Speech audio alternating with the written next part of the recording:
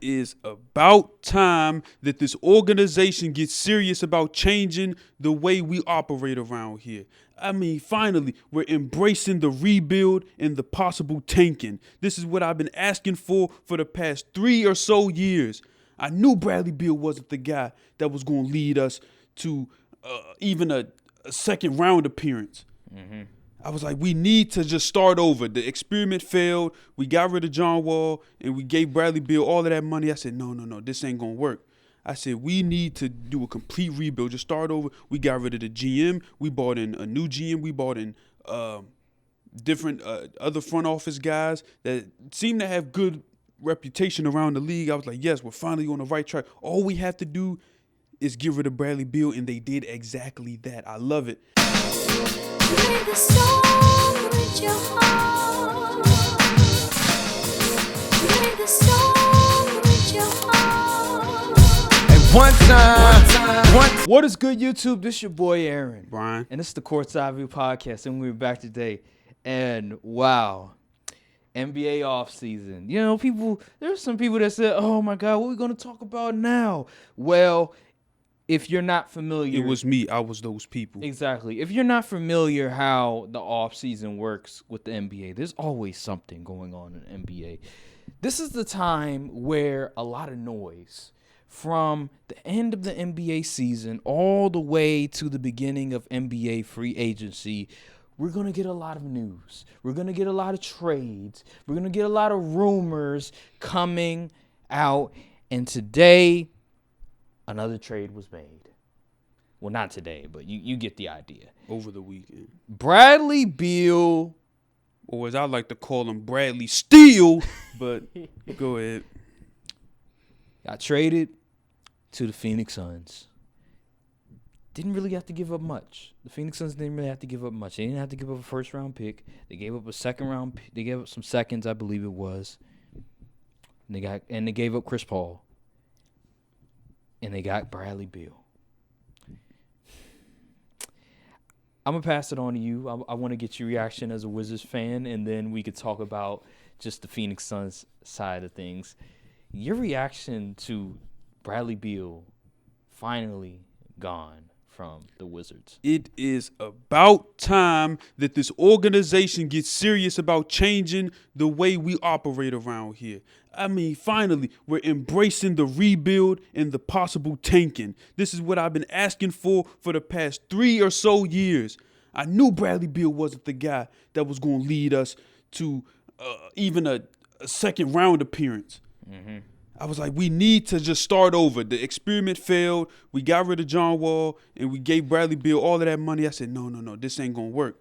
I said, we need to do a complete rebuild. Just start over. We got rid of the GM. We bought in a new GM. We bought in different other front office guys that seem to have good reputation around the league. I was like, yes, we're finally on the right track. All we have to do is get rid of Bradley Beal, and they did exactly that. I love it. Grant, now, I will admit, the haul we got back was not a haul at all. Compared to a U-Haul, that might be a minivan for what we got back for him. But unfortunately, the former GM, Tommy Shepard, screwed us over with that no trade clause.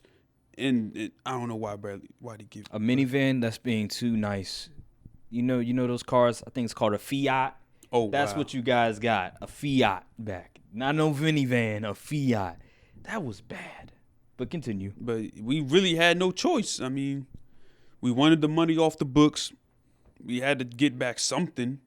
So, and unfortunately, Bradley Beal, he wanted to go to Phoenix, running from the grind. But hey, I'm just glad he's gone. Now we can really rebuild and finally get where we need to be as an organization. I'm going to say this because you guys were about to make a dumb move. The Suns got you guys. They helped you low key because you guys wanted DeAndre Ayton in that contract. The Suns did you guys a favor because who the hell wants DeAndre Ayton in that contract? Miss me with that. Oh, he's only 20 so years old. Dude is like you say, like Kobe Bryant likes to say, he's soft as charming tissue. Why would you want that contract? And he has like 3 or 4 more years left. That would have been a terrible idea by you guys as GM, by you guys as organization to want DeAndre Ayton back. So the Suns did you guys a favor. Unless you were going to get a pick or something, be able to trade him. They probably would have just traded him. So maybe that, but overall, at the end of the day, you don't want those problems. You don't want that headache. So very fortunate. But yeah, that trade, the Wizards, that was really just to get rid of the contract, like you said. And the fact that you were able to get rid of the contract is a plus, but at the end of the day, you're rebuilding, so you need first-round picks. And you didn't get no first-round picks for your cornerstone franchise player. It's an abomination. And that's because of Tommy Shepard. He was the scapegoat and all of this. It could have been the owner that was like, give him that contract. Because you know how Ted, what's his name? Ted Leon or something like that? Bruh, he is player.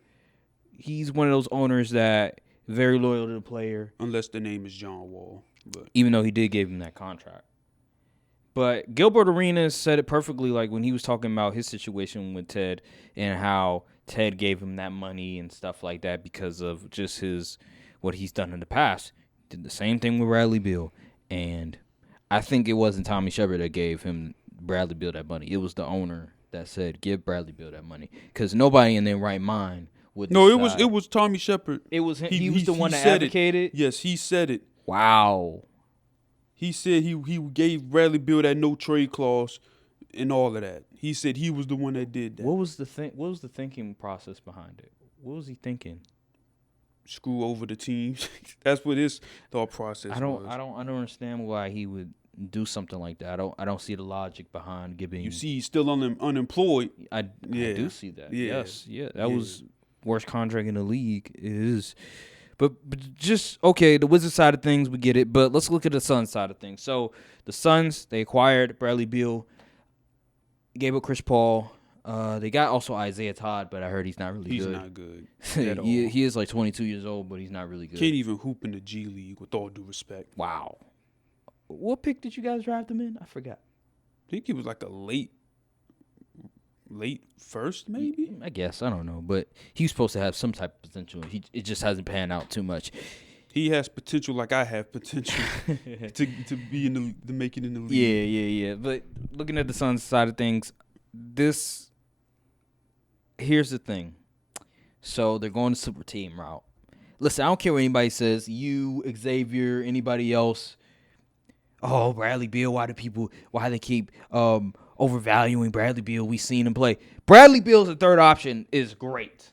That is fantastic. That's what he needs to be, a third option. Not the 2, not the 1, the third option. Perfect. It's a super team. I don't care what anybody says.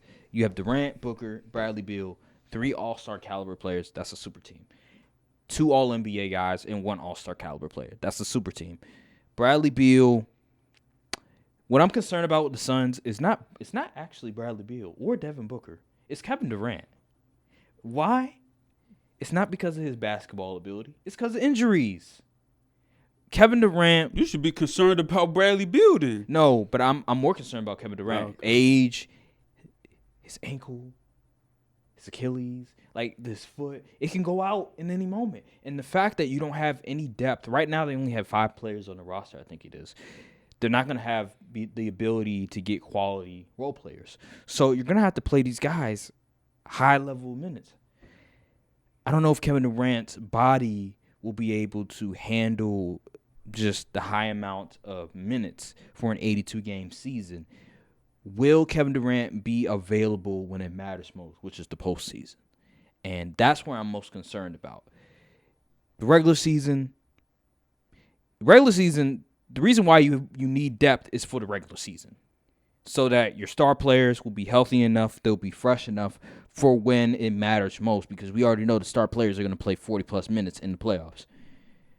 Will the Phoenix Suns be fresh enough? Will the star players specifically be fresh enough entering the postseason? That's the biggest question mark. I believe that Booker's going to be ready. I believe Bradley Beal,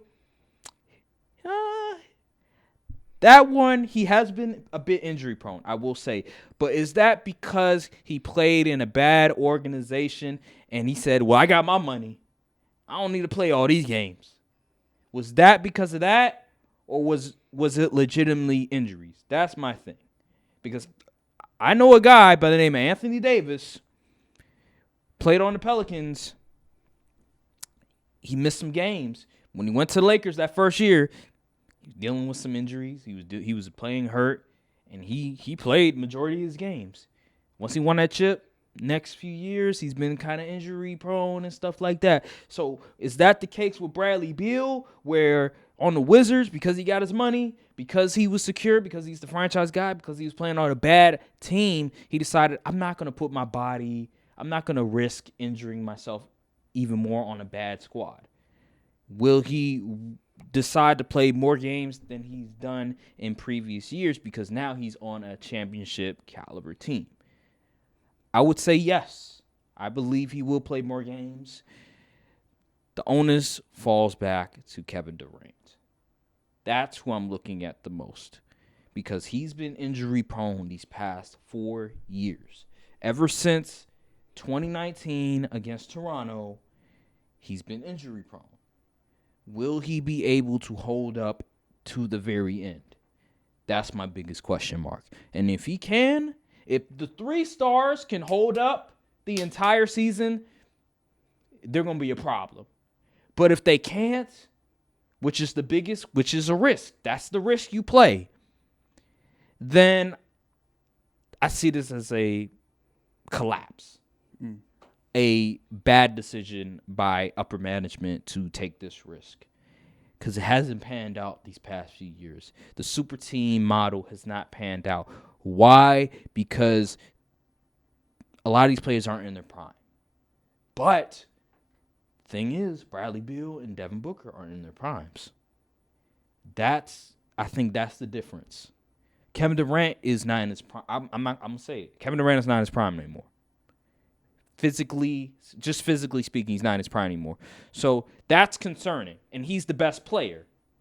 So when your best player is not in his prime and he's injury prone, that's concerning. But Devin Booker and Bradley Beal are in their prime. So that's the good thing. Will they be able to hold up is the biggest question mark. And who are they going to bring in to complement the 3-star players? Will DeAndre Ayton be traded? That's another thing. And who are they going to get back for DeAndre Ayton? Because who wants that contract? Like, seriously. They don't have... What picks do they have? They gave up a lot, like 2-3 first-rounders for Kevin Durant. They gave up second-rounders for Bradley Beal. Who else do they have? Like, what else can you give for picks to load off of DeAndre Ayton's contract? Like, are people just going to gift them? Nah. Like, what? How are you going to do it? With Russell Westbrook, with us, he had 1 year left. We have to give up a first-round pick to load off that contract for half a season. Yeah. Half a season. So you're telling me, I get it. Age is true. People are going to look at, he still has potential. He was the number 1 pick. But when you hear things about Monty Williams and him not liking DeAndre Ayton, not liking to coach him and sort of that friction, and the fact that he was the number 1 pick and he hasn't lived up to his potential, and then you watch the film, him not giving maximum effort, people questioning his motor, and he's getting paid all that money, do you really want to take that risk and acquire a guy that has a lot of those flaws? Nope. Sounds like Kwame Brown to me, just with a little bit more talent. That's what it sounds like. That's what it reminds me of. All the flaws DeAndre Ayton has, all the things that I'm hearing from Monty Williams, reminds me of Kwame Brown. Now, is he as bad as Kwame Brown? No. But at the same time, that's what some people have been saying about Kwame Brown. So, yeah, how you feel about just from the Suns' side of view? They have no depth. Again, still. Mm-hmm. And I have no idea where they're going to get it from. And they have Frank Vogel, who's a defensive-minded coach, which is probably a good thing with all those scorers on the floor. But you gonna get Bradley Beal to play some defense? I don't think so. And then the lineup is going to be mad small. Who's playing guard? Who between Book and Brad is going to play the 2 guard? I hope they better not have Bradley Beal play point. Oh my goodness, that'd be a disaster. Brad at 2, maybe Book at 3. I don't know. It's gonna be weird. Yeah. I don't think it's gonna work. I don't. The super team model is cooked, man. They need to let it go. The last one that actually worked was the Warriors. Mm-hmm. All the other winners since then have had balanced rosters across the whole thing. Mm-hmm. And maybe 2 stars. 2 stars in a solid roster is the meta now. Mm-hmm. You copy the winners, not the losers. I just don't think it's going to work. I think Denver would still beat them. Maybe in 7 instead of 6 this time, but Denver's just top to bottom. They're just a better team still. So they'll probably get maybe WCF, but I'm not. This doesn't look like a finals team at the moment. Here's the thing, and we'll get to that later about are the Suns the sort of the favorites to win a championship, but Frank Vogel as the head coach, it just doesn't make sense to me because Frank Vogel, he needs depth. He likes to play guys that are tall, that are big. He needs defensive guys. They don't have any defensive guys. They don't have any shot blockers. He needs tall, shot blocking bigs. When the Lakers won a chip with Frank Vogel, who do they have? They had McGee, they had White, they had Davis. Pacers, they had Roy Hibbert, they had Jan Mahimi. Those guys were tall shot blockers. He needs guys like that, and he also needs wing defenders. When he was with the Pacers, he had Paul George, and he had Paul George. Went to go to the Lakers. He had Caruso. LeBron could play some defense in 2020. Anthony Davis, he can guard the wing a little. When 2020, he could guard the wing a little bit. He had guys that he can go to. KCP as well. When you look at the Suns, who's going to guard the wing? Who's going to guard the interior? Like, seriously, what are we doing? You're putting Frank Vogel at a difficult position. This just reminds me of when he was with the Lakers and how they got all those old guys, literally changed the entire roster that doesn't fit Frank Vogel's style as a coach. I just don't see how this works long term, because in order for Frank Vogel to be effective, he needs his guys, and frankly, he doesn't have his guys right now. And if you keep DeAndre Ayton, that's even worse. You can't have him on the floor. You can't have him on the team with Frank Vogel as the coach, because DeAndre Ayton, he's just gonna ignore him. Frank Vogel's a good dude, but he's not going to be able to get to DeAndre Ayton. If Monty Williams couldn't get to DeAndre Ayton, who everybody likes, they think he's a good dude, what is Frank Vogel going to do? So, yeah, Suns right now, are they a championship? Are they the favorite to win the championship? I'm not going to go there. They're not even the favorites in Vegas to win. I'll still go with the Nuggets, because I think they still have majority of their guys coming back, minus Bruce Brown. Confirmed. Yeah. Officially confirmed Bruce Brown isn't going to be back. But Mike Malone wants him back, so. Obviously, yeah. But he taking that discount, it's going to be kind of hard, especially if you're a role player. But the Nuggets, they built a really nice squad. I think they should be respected, and I believe they should be considered the favorites right now. I saw Stephen A. Smith's list, top 5 favorites in the NBA right now. Had, I think, the Nuggets 1, Boston 2, Milwaukee 3, Lakers 4, and I think he has Suns 5. And I think that's a bit premature and disrespectful to the Miami Heat. Because they just went to the finals. I understand they're 8th seed, but they just went to the finals. They beat Boston. They beat Milwaukee. And you're just going to ignore them? That's what I have a problem with, is that he jumps the Suns up. He doesn't even include Miami, who beat all those Eastern Conference teams that he has on the list. It's like he thinks the Miami run was a fluke, that it was just an outlier. When they went to the ECF the year before and went to 7 games at home, if Jimmy Butler makes that 3-point shot, Jimmy Butler might have 3 finals appearances. Shoot. Possibly even win the finals against Golden State, because I don't think they pulling that bullshit. I think they were a better team last year than they are this year. I don't think they pulled that bullshit with Jason Tatum and Jimmy Butler was healthy. That was a healthy Jimmy Butler. So you never know. But yeah, the Suns, I can't put them in the championship favorite yet until I see how the roster is constructed. Where are you on that? Same. They not tricking me again like they did with the Nets. Yeah, because the Nets, I actually liked at first I was a bit worried with the Nets from a defensive aspect, but once they got to the postseason, they looked unstoppable. But then injuries happened, and that's the problem, because they're so top heavy that when you go to a super team route, you're going to be super top heavy, where if one of your guys go out, it's going to be very hard for you to really win much more. And that's where the Nets sort of lost at, is that they relied too heavily on those 3 guys, and 2 of the guys got injured. Harden, he played, but we know his hamstring was bothering him. Yeah. And they lost to the Milwaukee Bucks in 7. So, yeah, man, championship favorites. No, I still have the Nuggets as the championship favorites.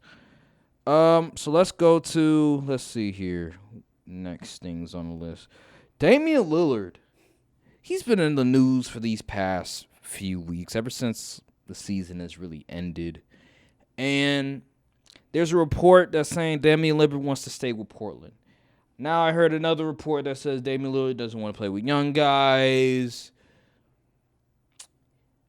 I'm wondering. I'm sick of this dude. I don't want to hear no Damian Lillard news until he retires or he solidifies he wants to get traded. I'm done with this woe is me act, man. We don't care, man. Playing the victim. Yeah. But it seems to me you don't want to be a victim. Yeah, like, man, ain't nobody trying to hear that no more. We've heard this spiel for the past 2-3 years, and it's getting old. Mm-hmm. He's a walking contradiction. How can you say, I want to win, but then you be like, oh, I'll stay in Portland? When it's clear as day that Portland is not in the business of winning big.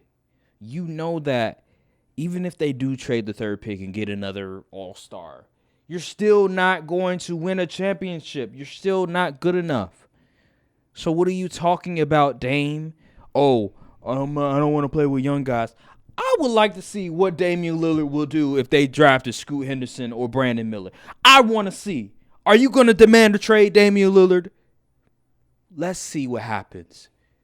Or are you lying to everybody about you want to really win? Like, seriously. Seriously, Damian Lillard. I really want to know. This Thursday is going to be very interesting. I cannot wait for Thursday. And that's the NBA draft, by the way. Because there's going to be a lot of things coming out about maybe Zion and also Damian Lillard. We're going to talk about Zion afterwards. Will the Trailblazers keep the pick? Is the question. Number one question. And will the Charlotte Hornets actually draft Brandon Miller, or will they draft Scoot Henderson? That's another question that we'll talk about a little later. But yeah, Damian Lillard, it's just getting annoying every single day just hearing different reports about him. Like, I don't understand him at all. Like, do you want to win or not? It seems like I thought you want to win, but he doesn't want to run from the grind, I guess it was.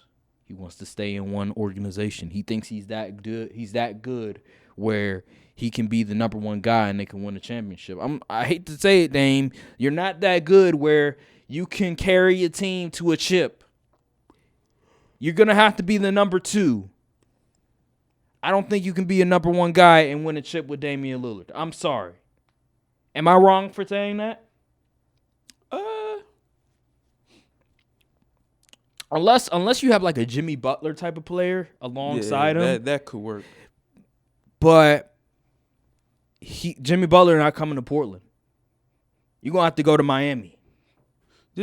See, I think what Dame doing is he's doing that whole act, you know, when people is unhappy in their relationship, but they don't want to come out and say, oh, I don't want to be with you. He's trying to get them to break up with him. I think that's what he's trying to do. I know. I hate people like that. It makes me sick. He don't want to be the victim. He don't want to be the villain. Sometimes you have to be the villain. You know, once you're comfortable being the villain, a la LeBron James, guess what? You win championships. Stop trying to play the victim. Stop trying to play the hero. It's not going to work. We don't respect it. You want to win? Leave Portland. You're not going to be the GOAT anyway. You're not going to be greater than Michael Jordan. You're not going to be greater than these other players anyway. So stop worrying about, oh, well, if I leave, they're going to say I ring chase. No, they're not. Because we already know you're not going to be greater than Magic Johnson or LeBron or Michael Jordan. Nobody's going to care. So go to Portland's management, tell them I want to be traded to Miami or a great team like that, and try to win a championship, because you're just wasting your prime years to try to prove a point that I didn't run from the grind. I didn't go ring chase. Why? Man, Kendrick Lamar, that song Pride is such a great representation of just Damian Lillard right now. Like, your pride, put that ego aside. You don't need it. Go win yourself a chip. It's okay.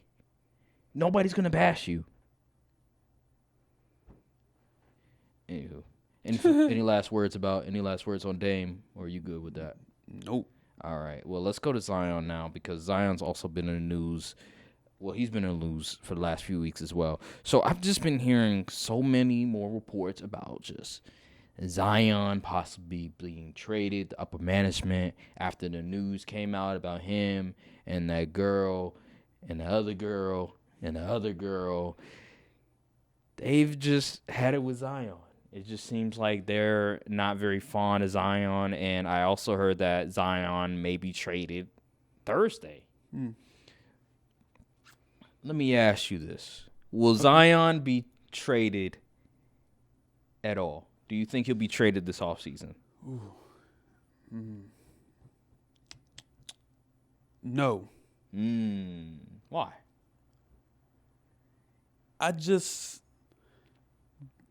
He was a number 1 pick. He was this highly touted dude, generational guy, and I just don't see them giving up on him already. You sure? 4 years. It's been 4 years. It's really been 4 years. It's been 4 years. He hasn't played a lot of games, and it's a possibility you can get a high draft pick for him, like a Scoot maybe or a Brandon Miller. Logically, it makes sense, but that's the thing. A lot of these team they don't use logic. They use feelings. They're like, we drafted this guy, you know. Ego. It's ego. He was supposed to be our guy. He's supposed to take the franchise to new heights. You know, some teams like, I don't want to really get rid of him, but like realistically, if I could get Scoot Henderson, see ya. But then there's also this risk. If they do trade him for the number 3 pick, and the Hornets say, you know what, we're going to draft Scoot anyway. Now you stuck with Brandon Miller. That's why you got to wait until the draft, until they start picking to trade, because just like when the NFL draft, sometimes they'll do that. Also NBA draft as well. They do some trades as well. I forgot who may have gotten. I think Jimmy Butler may have gotten traded from the Bulls during the draft. I can't remember. No, Zach LaVine. It was Zach LaVine. He got traded from Minnesota to Chicago, I remember one year. But yeah, so like wait until the draft, wait until the picks come through, and then you start making your move.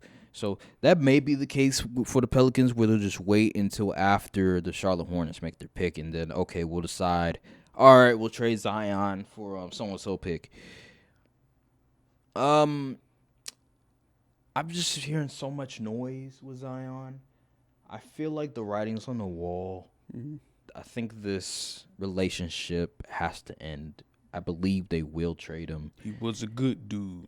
Now he cooked food. It just seems like he's not all in. It seems like ever since 2019 when he got drafted, matter of fact, even before the draft, he wanted to go to New York. I think there was a video, or it was a report, excuse me. I think he was at the draft lottery where I think the Knicks, they were in the top 3. Remember the Lakers, they got the 4th pick. Mickey Mouse draft. Greatest moment, one of the greatest moments ever. I ain't gonna get into it today. But. Most rigged, huh? Most rigged. Yeah, so like I think when the Knicks got third pick, I think he was like very disappointed because he wanted to go to the Knicks. I heard a report about that like years ago.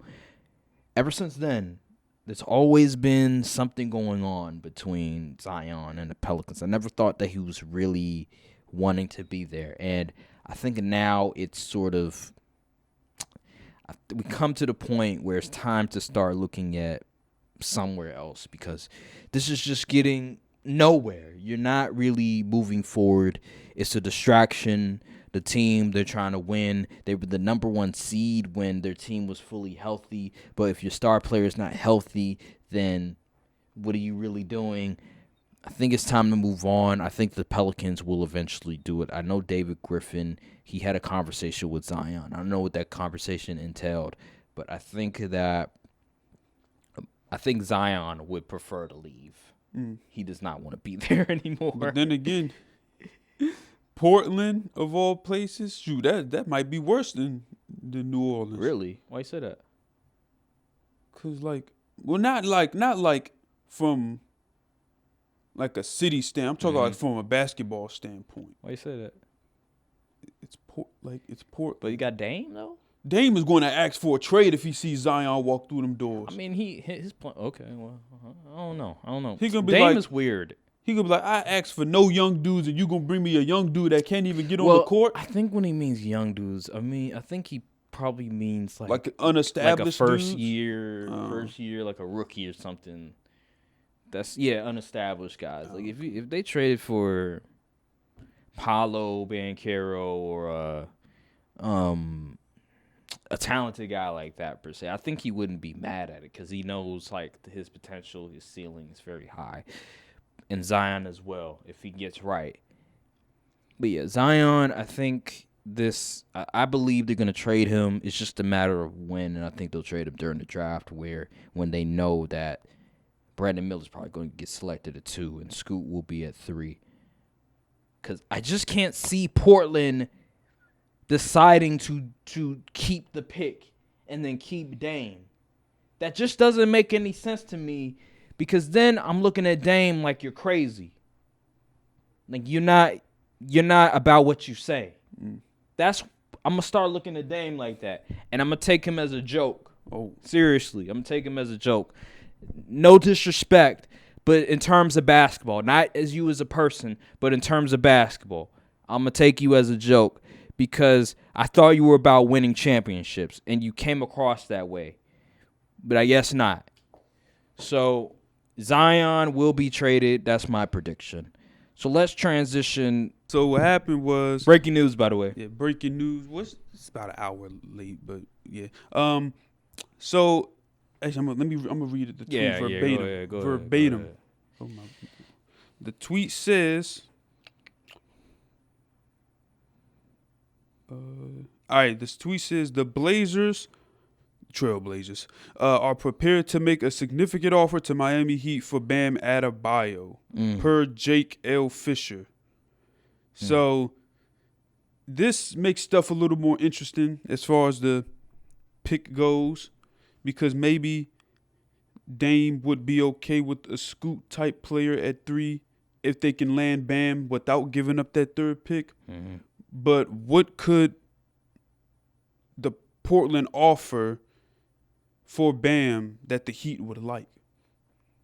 Is the real question. Because realistically, you're probably looking at giving up Anthony and possibly Shadon. Mm-hmm. And they'll probably want a big back. So give up Nurkic or Jakob. Wait, no, did Jakob get traded to the Raptors again? I thought Jakob got traded to the Raptors, I think. Okay, he's back on the Raptors. Yeah. So I don't. Who they got another? Drew Eubanks? Like, no, he plays for the Spurs now, I think. So I don't know who the heck they going to trade him. I don't know. All I know is those are the only 2 trade pieces they can go to, Anthony Simons and Shaedon Sharpe. And I don't know if Miami Heat will want to give up Bam Adebayo. He's a very great defender. Pivotal piece on the pivotal team. piece, great defender. You can't really find bigs that can guard the perimeter and the interior like Bam. Like Bam, I seen one clip. He was guarding Kyrie Irving. I was watching it live when he was in Brooklyn. I was like, this dude is keeping up with Kyrie Irving. Like, that's how unique he is. Like, that's how great of a defender he is. And it's going to be very hard to just give up a talent like that. And he could also score. Like, he scored 20 this year and was an all-star. I don't know if Miami wants to give up Bam unless it's like a star player like Damian Lillard. That's what I'm saying. So, I don't know. I don't know if this is just, it's typical rumors, speculation. But unless Damian Lillard's in the package, I just can't see any movement. That would be a silly trade. Mm-hmm. Unless, let's say, like you said, maybe it's like Dame doesn't go to Miami. Maybe he goes to another team. And, I don't know, Miami gives up maybe a pick or 2. I don't know. But at the end of the day, I just can't see it happening. It's just speculation, rumors at the end of the day. But we'll have to see. So let's transition, like I said. So the Lakers, I've been hearing a lot. Boo. I know you're gonna say boo. You hate the Lakers so much. I can't stand it. So the Suns making the trade for Bradley Beal. All I've heard from Lakers Twitter is, oh, the Lakers, they gotta get Kyrie now. The Lakers, man, if they don't get Kyrie, like, they're screwed. Oh. What have we... It's like people haven't learned. It's like they're watching blindfolded. They're watching blind. Even Stevie Wonder can see what has been ensuing these past few years when it came to the super team sort of formula, when it came to certain types of formulas that win and that can be sustainable. The Lakers, LeBron is old. He plays maybe 70% of the games now. He can't play 95. Can't play 90% of the games. Anthony Davis, I don't know if he's going to be healthy or if he's going to be hurt half the time during a game, during a single game. It could happen in any single game. So you want to add Kyrie Irving, who's also questionable when it comes to injuries, when it comes to availability, because of injuries, or it's because of just how he's feeling in the moment. You want to bring that guy in and then go back to what we did exactly with Westbrook. Bring him minimum guys, have like one middle-level exception player, and then what? Oh, LeBron is out for an extended period of time. Oh, and then LeBron comes back. Oh, Anthony Davis is out for an extended period of time. Oh my gosh, LeBron and Anthony Davis are out for an extended period of time. And you have no bench to show for. And Kyrie Irving, at this stage of his career, he's still a phenomenal player. He's still a really good player. But he can't play no defense. And he going to want his money. He going to want like 200. Well, he can't. I don't think we can give him 200 M's because I don't know if that's a 5-year deal or not. That may be a 4-year deal. I don't know. Don't quote me on that. But he's going to want probably 200 M's from Dallas Mavericks. Lakers don't have that. Not trying to give 200 M's to Kyrie. So it baffles me how a lot of these people on Twitter, they watch the Lakers these past 2-3 years, and the fact that LeBron, he's having trouble staying healthy. Anthony Davis is having trouble staying healthy. And the minute we trade Westbrook in that contract, get actually quality NBA players. I wouldn't say quality, but like players that can actually are role players, actual role players, not the 15th man, not the 14th man, not the guy that should be in the G League. Actual quality role players that are supposed to play in the playoffs. Look what happened. They went on a run. 13th seed to 7th seed Western Conference Finals. And you just want to blow it all up and say, let's go get Kyrie and let's do the exact same thing that we did with Westbrook. Now, Westbrook, he doesn't fit the style with LeBron and Anthony Davis. I get it. And Kyrie Irving, he can shoot the ball. He can handle. He's somebody that would fit perfect with Anthony Davis and LeBron. But at the end of the day, there's 82 games in a regular season. The regular season matters, people. That's where we fall in that trap, thinking the regular season doesn't matter. A few years ago, remember, it all started with the Clippers. Bless you, by the way. It all started with the Clippers. They had this idea that, okay, we're just going to sit guys out. We're going to preserve them until the playoffs. And they lost. They blew a 3-1 lead because they didn't respect the regular season. And it's about a chemistry. You got to build chemistry with your players. It doesn't matter how talented you are. And then the Lakers fell into that trap. And then Brooklyn fell into that trap. You have to respect the regular season, people. You can't just coast the entire season and think that you could turn it up in the postseason. That's not how it normally works. So that's my problem with a lot of these people. They keep forgetting what is successful in this league, and that is respecting the regular season, making sure you have 10 guys that you can play, quality 10 guys, and that's how you win. You need role players, for your star players to be fresh in the playoffs. That's how you win games.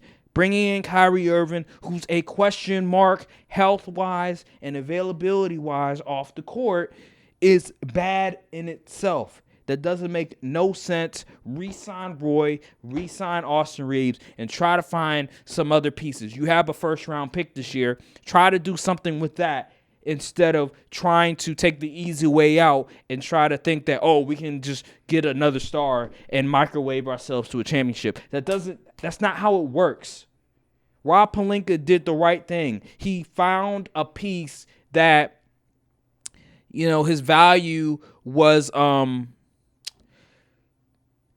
wasn't the best per se. He saw the potential in that piece, and he was able to get a player below their market value. And he was able to get Austin Reeves, undrafted free agent, and develop him into a really solid player that can start for a championship level team. That's how you build a team. Not keep microwaving, getting 3 superstars that aren't in their prime anymore, thinking that it will work. That's not how it works. Boston Celtics era with Pierce, Rondo, KG, Ray Allen, they even had a bench. Yeah. Because at those times, the CBA wasn't what it is now, where they try to limit it, where they try to make sure that those teams can't do it anymore. They took advantage of the rules back then, and they were rewarded for one championship, not 2, not 3, not 4, one championship. LeBron went to South Beach. Yeah, they went to 4 finals, but they only won 2. And they lost to Dallas, who had only 1 All-Star. That was Dirk Nowitzki. Had an old Jason Kidd. Sean Marion, he was cool. He was nice, but he's not no star player. Caron Butler, he wasn't even playing in the finals. And they still lost. And they still won. JJ Barea, they had Jason Terry. Was Brandon Haywood? I think he may have been on there. Yeah, they had those guys. Tyson Chandler. All of these quality role players, and they had 1 star. 1. And they won. They beat a super team. So miss me with that super team talk unless they're all in their primes. Then we can have that conversation. But this is not a situation when they're all in their primes. physical primes. I'll be more specific because those guys are injury prone. Until I see a situation where there's 3 star level players in their prime, physical prime included, where they're healthy and you can rely on them for the 82 game season, then we can have a conversation. But until then, no. Do what the Nuggets did. Do what the Miami Heat did. Do what all of these other teams, even Boston to a certain degree. Not all the way, because they took forever to get to this point. They were like, "Oh, we're gonna build through the draft. We're not." Danny Ainge, he didn't want to take a risk. He always wanted to be the winner of the trade. Like, not everything you could do, Boston, but some of the things they did was pretty good. Take some of the things that they've done, but don't fall into that trap.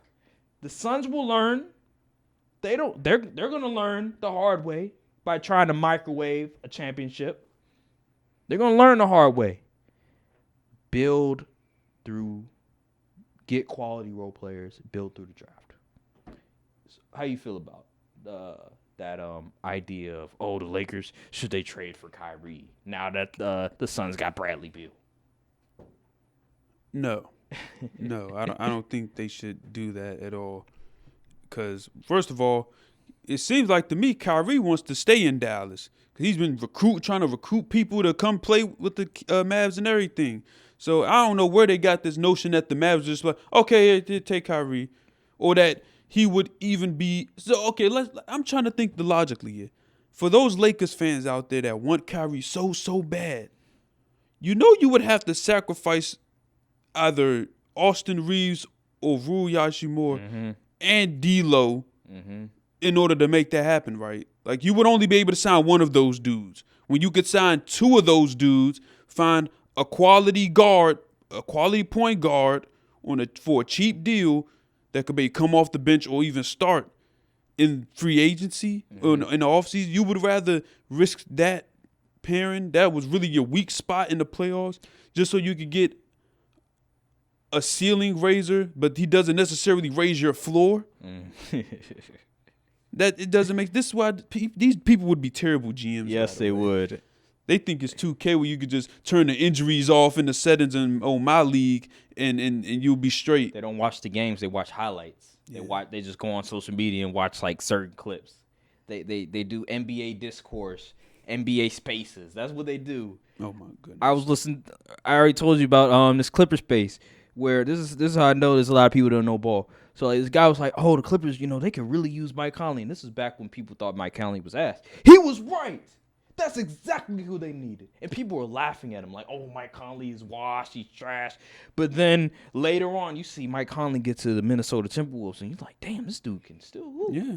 See, this is the problem I have with NBA Twitter, NBA discourse, because they don't know ball most of the time.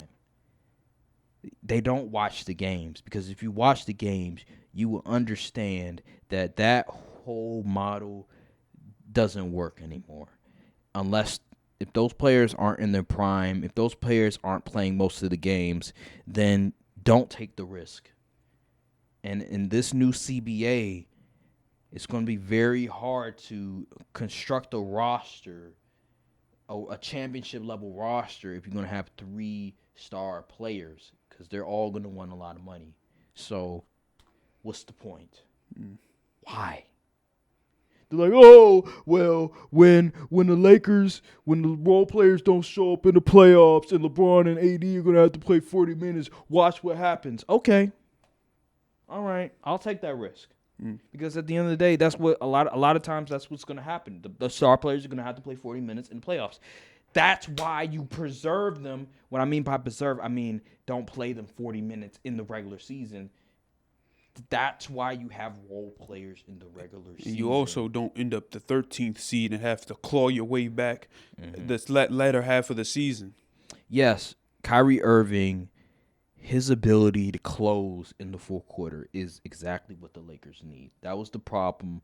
That was the number one problem why we got swept by the Nuggets, is because we couldn't execute in the fourth quarter. The Nuggets, we always make it close, making competitive in the fourth, but the Nuggets were able to close the deal. The Nuggets were the best fourth quarter team in the playoffs. Jamal Murray was a great closer in the fourth quarter, and the Lakers, they didn't have anybody that they can really go to sort of close the deal in the fourth, and that's probably the number one problem. And I see the argument why people will want Kyrie Irving, but at the expense of the role players that got you there, it's not going to work. This is not a This is a marathon. This is not a race. The NBA season is a marathon, and the regular season is a marathon.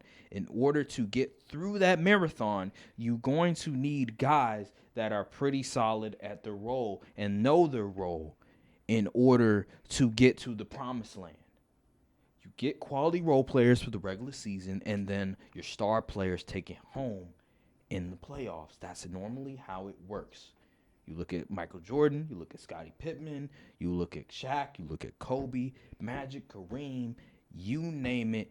That's how it's always been. And in this day and age, with the CBA agreement, you're not going to be able to win a championship if you have 3-star players that are injury prone. It's not going to work. And so where can the Lakers sort of address that issue? I don't know. We'll have to see later down the road. I do. Who? Here's what you do. If you're Rob Pelinka, you get on the phone, you dial up 202, whatever the rest of the Wizards front office is. Like, you got Kyle Kuzma. Kyle Kuzma? Mm-hmm. Hell, we're not paying Kyle Kuzma that money. Hell no. But you'd pay Rui Hachimura. Yes, I would. Because he's going to not demand as much as Kyle Kuzma. Kyle Kuzma's going to He might take a discount Kyle to Kuzma's play. going to ask for probably 100 M's. At least. How much you think Rui going to ask for? Not 100 M's. Because he hasn't proven himself. He's still in that prove-it stage. Yeah, he had a good, nice playoff run, but he hasn't really shown that consistency yet where he can demand that type of money. He might get 90. I say he probably get 90 or maybe 80, but I don't see him getting 100 million. Because he hasn't proven himself yet. And playing for the Wizards, you're going to be not in the spotlight a lot, so people are not going to really watch you a whole lot. And I just don't think that Roy is a $100 million player yet. He has the potential to be, but not yet, man. Austin Reeves could potentially demand $100 million. That could be possible. I think he'll probably get 90 as well. But that's my prediction. Kyle Kuzma, that's crazy. He's not no closer. Kyle Kuzma?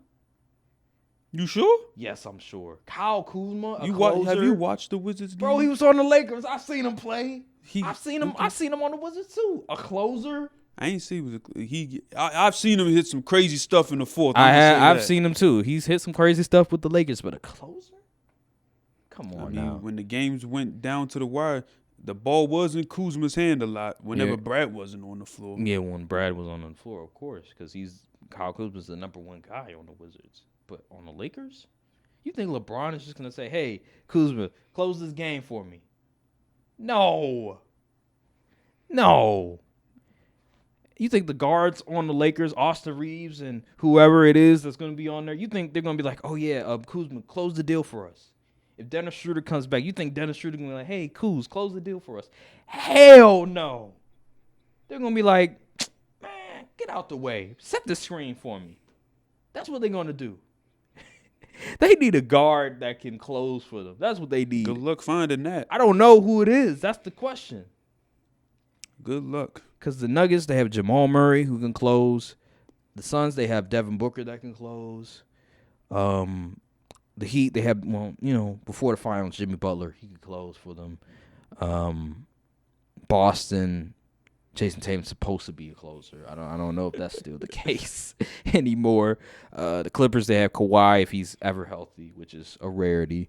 And I'm just putting naming guys off the top of my head, but I don't know if that's Chris Paul. I don't know who that is, but at the end of the day, Lakers have to find somebody that can close for them, or at least another old injury prone guy. I know, right? Like they need somebody that can orchestrate the offense. Minus LeBron, Austin Reeves, he's still not at that level yet. He can kind of do it, but he still makes a lot of mistakes. I've seen it in the playoffs. Who that name is? I think. Oh my God! I wish Mike Conley was available. God damn it! He's the perfect point guard. He would be the perfect match for us. Like, that's literally a perfect point guard for us. The fact Minnesota stole him away. Stole him. God, that would have been a perfect guy, man.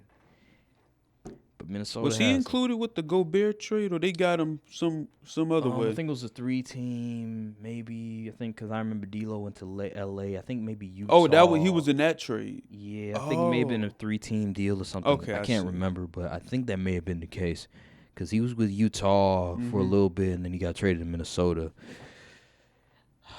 Man, he would have been perfect. That would have been. That's the guy right there. That's the guy we need. But it is what it is. Transition. Speaking of Chris Paul, do you think Chris Paul at his stage of the career, do you think that he can still contribute for a championship level team? The problem is his health. Yeah. Can he contribute? Yes, because he's still a good point guard. Mm-hmm. But his health is his Achilles heel. Yeah. He's never healthy. He's always hurt. Every time the playoffs come around, he somehow miraculously gets hurt. He could play 70 games in the regular season, but as soon as the playoffs start, he gets hurt. It's like he's cursed or something. I don't understand. But I mean, if you gotta rely on his health, then no. So like a team like Boston, they bring in Chris Paul. You think that's a great fit because they already have a lot of depth, and they'll probably get him for the cheap. Yeah. You think that'd be a great fit? Yes. Okay. But then again, is he want to be healthy? If he's not healthy in the playoffs, then they could rest him. They could always rest him during the regular season. It's not about the regular season. It's more so the playoffs that we need. They need Chris Paul, and that's where the thing comes in. Like if you can get him for the minimum, which I don't see that happen. I think Chris Paul's gonna probably ask for like at least the mid-level. I don't see him getting minimum even at this stage of his career because he can still do some things that you can get more than the league minimum. So, but let's say he does take the minimum. I would say a team like Boston, because they have so much depth at their hand, they have Brogdon, they have other players that they can rely on, where I think that his services isn't really needed in the regular season too much. It's more so in the postseason. And will he be healthy for the postseason is the question. Like I said with Kevin Durant as well. My question marks with him. Can he be available when it matters most? And even if he plays, will he be at his very best when it matters most? I don't know. But if he goes to a team that already has depth, I think, yes, he can contribute in a positive way. Now, the thing with the Lakers, I've been hearing reports about, he's going to Clippers, going to Lakers. I think the thing with the Lakers that I have trouble with is Darvin Ham's love for small guards. So Darvin Ham fell in love with Russell Westbrook. He was like, I got to play Russ. I got to start Russ. I got to keep starting Russ. Eventually, he heard the noise and was like, all right, I'll bring him off the bench. But he still played Russ in crunch time all those times. And Russ would make so many mistakes. One that I remember vividly just was against Portland in the beginning of the year where they had the lead, but he took he thought, let me take a 2-for-1, when all you had to do was just dribble the clock out and take as much time as possible. You have to lead. You don't have to do that. You have to lead.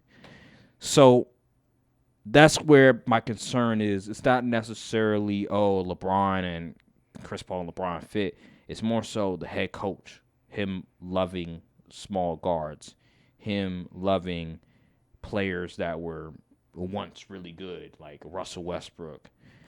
That's my sort of concern with Darvin Ham. On the Clippers side of things, they're a handicap team. Might as well put the handicap logo on them because they're a walking injury away. Kawhi Leonard and Paul George, and then you add Chris Paul, and they're so like point guard dependent where if you add Chris Paul, I don't know if that's a good idea because you don't have a whole lot of like true point guards that you can go to. So Does it fit? Yes, but if you're asking Chris Paul to play a heavy dose of minutes and having to orchestrate the offense for a long period of time, that's where I think that's a problem. Chris Paul needs to be on a team where they have depth, they have guys that can hoop, they have quality role players. That's why I say Boston is a perfect fit. And however the Lakers fill out their roster, they have the opportunity to get quality role players. But if they can get quality role players, then I think the Lakers could be a solid fit as long as they're in a position where they don't have to be reliant on Chris Paul's services in the regular season. So, Yeah. You agree with that? Yep, pretty much where I'm at with it. Okay, so then the final thing, because the NBA draft is going to happen Thursday. So NBA draft, right? And we talked about sort of what to expect in terms of like the narrative surrounding Dame and will he get traded or the pick with Scoot Henderson, who's going to draft Scoot. Besides Wembanyama, I think you believe Scoot has the highest potential besides Wembanyama. Mm-hmm. I think here's my thing, because Brandon Miller is an interesting name because he is that typical wing player. He can shoot the three. He can handle the rock. I think Brandon Miller's potential might be higher, but I do believe that Scoot, his mentality, what I've seen from the G League, I think it's a safer pick. Yeah. I think the safer pick is obviously Scoot, but the highest ceiling is Brandon Miller because his size and because of his ability. Right. So that's where I'm in on it. Have you done any scouting for the Wizards? I know you talked yeah, about there's like 3 guys that I'd be like, I know for sure that I would be happy about. It's one of them is it Andrew Whitmore? I know his last name is Whitmore for sure. I know it's him. One of them is Anthony Black, even though one of our friends in the group chat, he don't like Anthony Black. But we need a guard that on it. And 3 is not Amin Thompson, the other Thompson twin. So, yeah, those are the 3 I kept my eyes on. Mm-hmm. Anybody else, I don't know. Yeah, honestly, only guy I heard that I know is Amin Thompson. Yeah. That's the only guy I know. I think they projected him to go around the Pistons pick or something like that. So. Like 5th pick, I think it is. So, yeah. All I care about the NBA draft is the trades. That's all I care about. Wembanyama, we already know. But then after that, 2 and 3, how is that going to look? And then the trades, will Portland make a trade? Will the Pelicans make a trade? I don't see the Hornets drafting Scoot at 2nd because he said he could play like 2 off ball, but we just haven't seen it. We haven't seen it in the G League, so I wouldn't even take that risk. Mm-hmm. I'd say Brandon Miller, even though Scoot is probably the better prospect, but it's different from the NFL where you can draft BPA all the time. You sure? Like, we have LaMelo, who's the primary ball handler and the facilitator, and he can score. We have Scoot, who's a ball handler as well, who can score. But we haven't really seen him how he plays like off ball. How does he play off of a point guard like LaMelo? So that's kind of where the risk is, where we know Brandon Miller, how he plays in a system, like how you said, someone said the quote earlier, how you play in high school is how you play, but how you play in college is how you play in a system or as a team. So we seen that with Brandon Miller, his role in Alabama. He was a star player, but he still had to play off the PG, and he could get a bucket on his own as well. Mm-hmm. So we've seen that. It's more of a guarantee. Like you said, it's you said Scoot's the safer pick, but Brandon Miller's probably the safer pick for Charlotte. Is it? Listen, I talked about this on on the live stream. Do you want to end up like the Rockets with Kevin Porter Jr. and Jalen Green? First of all, Kevin Porter Jr. was traded from Cleveland. Yeah, That's I know. number one. But still, Kevin Porter Jr. doesn't have the ceiling of Scoot Henderson. Let's get that out. he did when he first came out. Oh, stop. He was like a late first round pick. Oh, he was late first? Yeah, I think he Why was. did I think he got drafted high? No, he didn't get drafted in the top 10. No, what happened? He's failed because of character Yeah, and all that. Yeah, that's what happened. Yeah, he's not no Scoot Henderson. But I will say this I'm going to disagree with you for this reason alone. I think Sacramento Kings did a good job from this aspect. They selected Tyrese Halliburton even though they had De'Aaron Fox. And Tyrese Halliburton showed a lot of promise, a lot of potential, and they were able to use Tyrese Halliburton. Although I disagreed at the time, and I still disagree now, and they were able to trade for an all-star caliber big. So, why do I say that? I say that because, okay, you say that LaMelo, Scoot, might be some friction in terms of play style. Well, let's say Scoot Henderson still shows a lot of promise, a lot of potential with the Hornets, even though their style of play isn't very conducive with, playing together. You could always trade one of those guys and maybe even get back, like with Sacramento, an all-star level player, potentially. So that's where I push back on your argument, because at the end of the day, you have to look at it, how can I improve my team the best?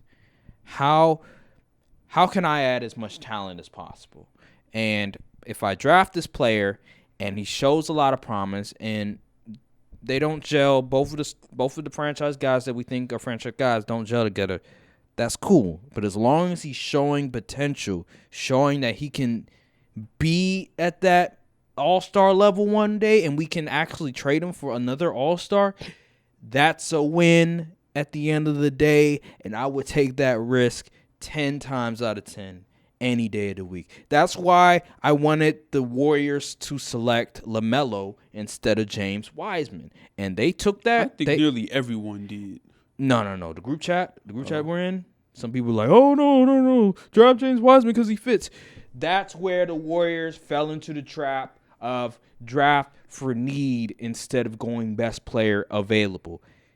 You draft for best player available because even if they can't fit with the other star player, you can always trade that player because he's on a rookie contract, or the other star player because you don't like him that much, and get back another star, or maybe an all-star, or maybe even an ascending star player back. You have to think it from that point of view. And if Charlotte was smart, they would think the same thing, but they're not, because Michael Jordan is still the person doing the final decisions. Even though he's the GOAT of basketball, he's not good as an owner. He's never been good. He's so. I know, but he's still this draft. He's making the final decision, which is a big problem. And I think they interviewed Brandon Miller again, and Michael Jordan was in the room for that as well. So, yeah, Charlotte would be best drafting Scoot Henderson and then just trying to figure it out from there. And if it doesn't work, just trade him. I think this wouldn't even be a discussion if Brandon Miller didn't stink it up in March Madness. You're right. You're right about that, because he looked like a promising prospect, and also the off the court issues as well. But because of that March Madness performances, like when he played Maryland, oh my God, he did next to nothing. Then he played another team and he had 2 points or something? I forgot what team it was. I think it was was it the team that was it a 15th seed or something that went on a run? Was it I don't know who it was. No, it wasn't Thurman. I don't know who it was. Yeah, I think it was. I think it might. It was that 15, maybe that 15 seed that went on a run to the Elite Eight or something like that. I forgot what team it was, but I think that was the team that he played just terrible. Awful. Yeah. So he didn't even play that well against Howard or Maryland either. Yep. So. Mm-hmm. So, me personally, I think Scoot. I would go with Scoot. I don't know if Brandon Miller has that dog in him. That's another thing. Dog. Does he have that? Scouting report's going to say does not have enough dog. Yes. I don't know if he has that dog in him. That I don't know if he has that mentality of being a killer, not giving a damn sort of mentality. I don't know if he has it. I don't know if killer's the right term, but you know what I mean. Not hypothetically speaking. Like, come on now. We use killer instinct all the time, so people know what I'm talking about. I just looking at that March Madness. I just don't see it. I don't. I remember when Jalen Suggs, when Gilbert Arenas talking about Jalen Suggs, and he was like, I wouldn't pick Jalen Suggs, and he was right, absolutely right. And so it could be the same case for Brandon Miller. Who knows? He might be another Cam Reddish. That's the scary part about it, because Cam Reddish coming out of high school was that dude. But yeah, is there anything else that we need to discuss before we get out of here? I think that was all the topics that we sort of discussed on the NBA. I think we're done. All right. Well, we will see you guys. No next NFL episode. stuff this week. It's been very quiet recently, but we're still waiting on DeAndre Hopkins news. Dalvin Cook as well. I heard Dalvin Cook, he's thinking about going wherever DeAndre Hopkins is going to go. So we're gonna have to wait. I know it's so funny. We're gonna have to wait on some more news. We'll eventually. I would say about training camp time is where like things start to heat up. And until DeAndre Hopkins gets signed, until Dalvin Cook gets signed, we won't really have much NFL news. So stay tuned to that. It will eventually come. Just be patient. And then also HBO Hard Knocks as well. You know, we're still waiting on that news. Who the heck they gonna pick? Yeah, so we're still waiting on that news as well. So just. We'll give you the guys eventually. We'll give you the news eventually. Just stay tuned to that. And but make sure to like, subscribe, comment down below, hit the notification bell, and follow the socials as well. Also tune into the live streams as well, because I'll be live streaming. And we'll see you guys on the next episode of the Courtside View Podcast. Thank you guys for watching, and peace. Look, cold world, still a cold world. And a couple of y'all is cool, but we a little more thorough. Whole time, a little more girls. You know I spit that sick shit in the still.